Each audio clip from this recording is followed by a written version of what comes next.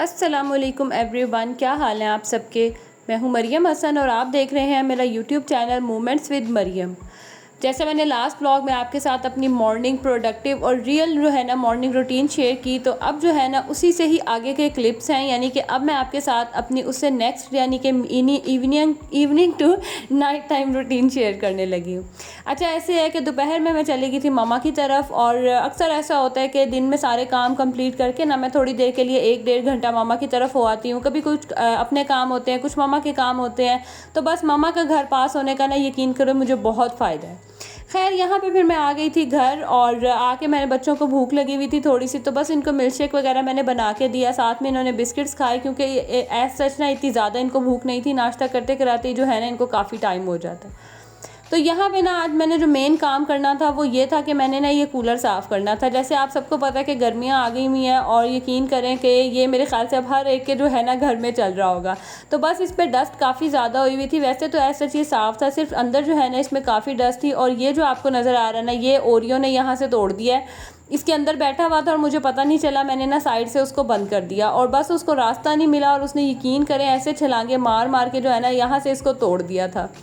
खैर, अच्छे से मैंने ना पानी वगैरह डाला, इसकी ये जो होती हैं साइड वाली वॉल्स वगैरह, इनको पता नहीं क्या कहते हैं, इनके ऊपर पानी डाला, डस्ट थी वो सारी निकाली। अच्छा, पता नहीं, मुझे नहीं समझ आती, शायद कूलर नहीं ठीक है, कूलर बड़ा है मेरे घर के हिसाब से। मैं जब भी ये कूलर लगाती हूँ ना तो वो कूलिंग करने की बजाय ना अजीब सी हब सी सफोकेशन सी हो जाती है। तो अगर आप लोगों को इसका कोई हल पता है ना तो मुझे ज़रूर बताइएगा। पहले मैंने सेकंड पोर्शन पे लगाया था, शुरू में बहुत अच्छा इसने काम किया, लेकिन फिर जो है ना वो सफोकेशन करने लग गया कि इवन के जो फ़ैन है ना उसकी भी हवा नहीं आती।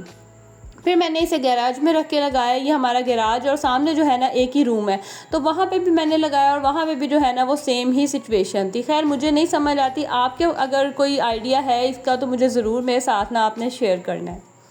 अच्छा, एक तो होती है मॉर्निंग क्लीनिंग, और दूसरी होती है इवनिंग क्लीनिंग, यानी कि शाम को होने से पहले भी ना घर को सारा साफ़ किया जाता है, बेडशीट्स वगैरह हर चीज़ को सेट करके रखा जाता है, क्योंकि उसके बाद होता है फिर हस्बैंड का घर आने का टाइम होता है। तो कोशिश होती है कि घर जो है ना वो साफ़ सुथरा सा मिले, नीट जो है ना वो घर हो। खैर, यहाँ पे मैंने आप लोगों को पहले भी बताया कि खाना जो है ना मैं शाम में ही बनाती हूँ, दिन में नहीं बनाती हूँ। पता नहीं आजकल ऐसी मेरी रूटीन होती जा रही है ना, और मैं बड़ी कोशिश कर रही हूँ कि मैं वापस अपनी रूटीन पे आ जाऊँ। तो कोशिश मैं कर रही हूँ इंशाल्लाह ताला जल्दी जो है ना, मैंने अब कुकिंग का काम भी ना सुबह के टाइम ही कर लेना। और 2 दिन से यकीन करें हमारे यहाँ पे गैस ने और पानी ने इतना तंग किया हुआ है। आज दूसरा दिन है और पानी है ही नहीं घर पे, और यकीन करें बच्चों के साथ पानी ना हो घर पे तो कितना बुरा हाल होता है। अच्छा, हसन शाहान ने तो मिल्क शेक पी लिया था, मुस्तफ़ा ने भी थोड़ा ही पिया था, लेकिन मिनाहिल जो है, जैसे मैंने पहले भी आपके साथ शेयर किया, वह दूध से बनी हुई चीज़ें, दूध की कोई चीज़ नहीं खाती। तो बस ये नूडल्स उसका मूड था, तो मैंने ना उसको नूडल्स बना के दे दिए। बच्चों की जो है वो पेट पूजा वगैरह हो गई थी, तो बस फिर मैंने अपना काम कंप्लीट किया और मैं आ गई किचन में कुकिंग वगैरह करने के लिए। और साथ साथ जो मैंने मॉर्निंग के बर्तन, सारे नाश्ते के बर्तन वगैरह धोए हुए थे ना, इन सारे बर्तनों को जो है वो मैं समेट लूँगी।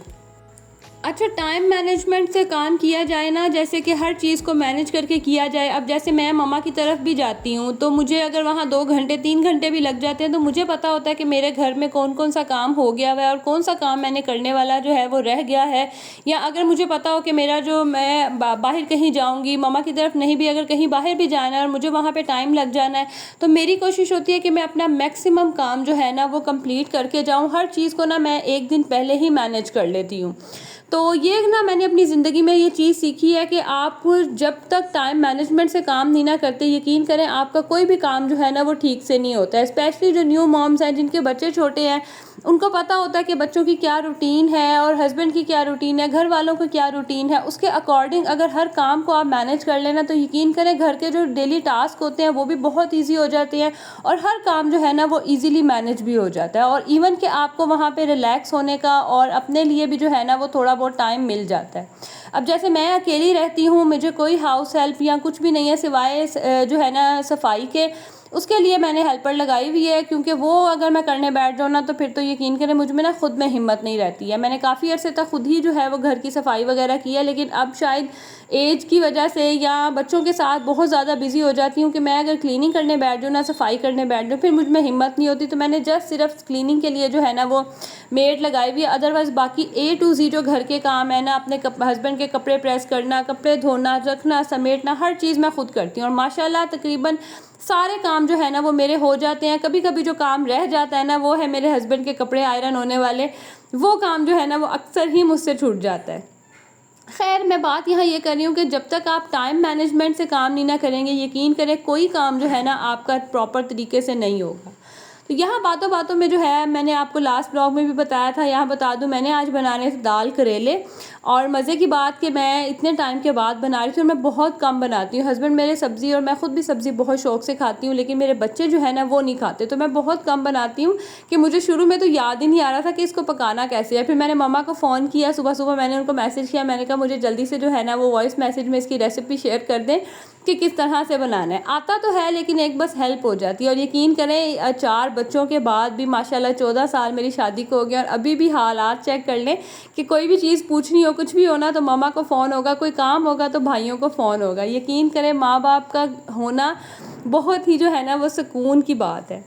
खैर, यहाँ पे जो है ना मैंने अब आटा भी गूंद के रख लिया था कि रात को रोटियां वगैरह जो है वो बनानी थी। तो बस यहाँ पे साथ साथ जो है ना बच्चों की मंचिंग और स्नैकिंग ये सब भी चलती रहती है। और घर में फल होना तो यकीन करें बच्चों को ना सुकून नहीं आता। और मैं हमेशा से क्या करती हूँ कि जैसे ही कोई फ्रूट वगैरह आता है ना, तो मैं हमेशा सब बच्चों को जो है ना वो इक्वली डिवाइड करके दे देती हूँ। उसके बाद उनकी मर्ज़ी होती है कि वो जितना जब भी खाना चाहे ना वो खा लें। इस तरह एक वो लड़ाई भी नहीं होती है और हर एक को जो है ना वो बराबर का हिस्सा मिल जाता है। तो मुझे भी टेंशन नहीं होती है कि कोई बच्चा रह ना जाए। तो मैं सबको जो है ना वो इक्वली डिवाइड करके दे देती हूँ। फिर उनकी मर्ज़ी है, वो रख लेंगे, फ्रिज में रख लेंगे या उसी वक्त खा लेंगे। तो ये चीज़ जो है ना बड़ी अच्छी रह जाती है। अच्छा, यहाँ पे ना अब तकरीबन रात का ही टाइम हो रहा है। कुकिंग वगैरह मैंने कर ली थी, जो बर्तन धोए थे मैंने वो सारे सुबह के समेट लिए थे, अब बस रात के बर्तन होंगे। तो मैंने ना यहाँ आटा मंगवाया था और इस दफ़ा मैंने ज़रा 20 kg वाला जो है वही पैक मंगवा लिया था। तो बस मुझे जितनी ज़रूरत थी, यानी कि ये छोटा सा बॉक्स मैंने रखा हुआ है वो इसलिए क्योंकि किचन में जगह ही इतनी है। पहले मैंने शुरू में ना एक बड़ा सा बॉक्स ला के रखा हुआ था, कंटेनर रखा हुआ था, लेकिन वो इतनी जगह घेरता था कि मेरे पास ना और कोई चीज़ रखने की जगह नहीं होती थी। जो ये आपको सिंक के नीचे वाला एरिया नज़र आता है ना, यहाँ मैंने रखा हुआ था। अब वो बॉक्स मैंने उठा के ऊपर रख दिया हुआ है स्टोर में, तो वहाँ पे मैं ये आटा रख दूँगी और बाकी जितना मुझे ज़रूरत होगी वो मैं ला के नीचे रख लेती हूँ। तो बड़ा जो है ना ये मुझे ईजी रह जाता है। यकीन करें छोटी जगह पे चीज़ों को मैनेज करना भी ना आपको बड़ी दिमाग लड़ाना पड़ता है, बड़ा सोचना पड़ता है। बस यहाँ पे जो है अब खाने का भी टाइम हो गया था, बच्चों को भूख लग रही थी, तो उनके लिए मैं रोटियाँ बना लूँगी। और आजकल यकीन करें गैस ने इतना तंग किया, समझ ही नहीं आती है, कभी भी किसी भी टाइम चली जाती है, किसी भी टाइम आ जाती है। तो पता नहीं क्या मुल्क के हालात बनते जा रहे हैं। यकीन करें बहुत, स्पेशली हमारे एरिया में तो बहुत ही जो है ना वो डिस्टर्बेंस हुई हुई है। अच्छा, आपकी तरफ भी ये इशू 2-3 दिनों से चल रहा है या सिर्फ मेरे एरिया में ये प्रॉब्लम है? मुझे ज़रूर बताइएगा। और यहाँ पे ना मिनाहिल की ग्लासेस टूट गई हुई थी, तो बस उसकी ग्लासेस बनाने के लिए मैं आ गई थी और ये तकरीबन 9 बजे का टाइम था।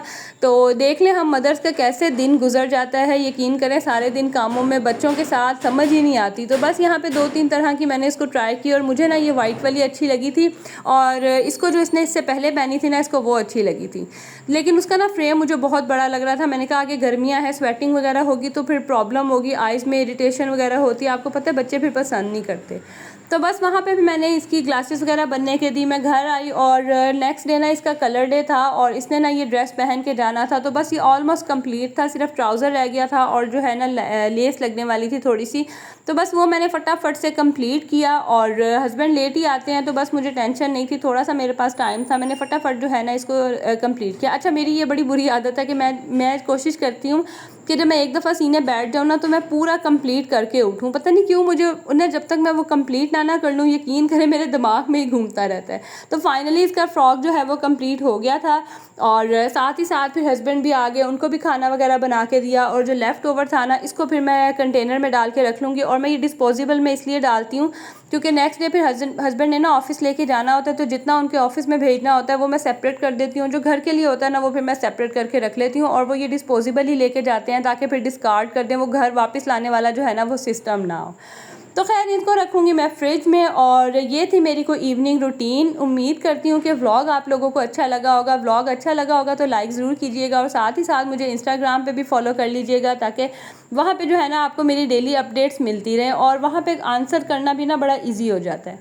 तो ये है नेक्स्ट मॉर्निंग और देख लें मिनाहिल जो है रेडी हो गई थी और बड़ी एक्साइटेड थी कि मैं मामा ने जो है ना वो मेरा फ़्रॉक बनाया और इसको ना शर्ट से ज़्यादा फ़्रॉक पसंद है, तो ये बहुत शौक़ से जो है ना वो फ़्रॉक पहनती है। तो कमेंट बॉक्स में ज़रूर बताइएगा आप लोगों को कैसा लगा फ्रॉक। और यहाँ मैं अब आप लोगों से लूँगी इजाज़त।